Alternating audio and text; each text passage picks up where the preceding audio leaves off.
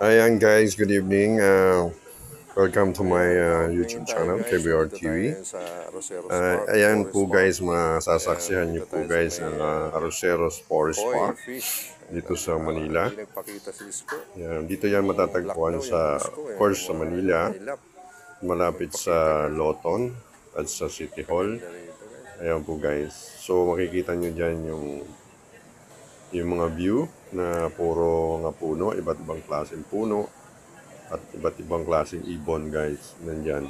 So meron din tayo dyang koi fish. Ayan, meron dyang pangalan na isko guys.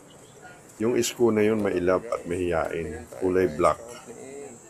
Kulay black Ayan, guys, first back na mahiyain. tayo sa Hindi niya baba guys. papakita ang laki. Laki daw guys.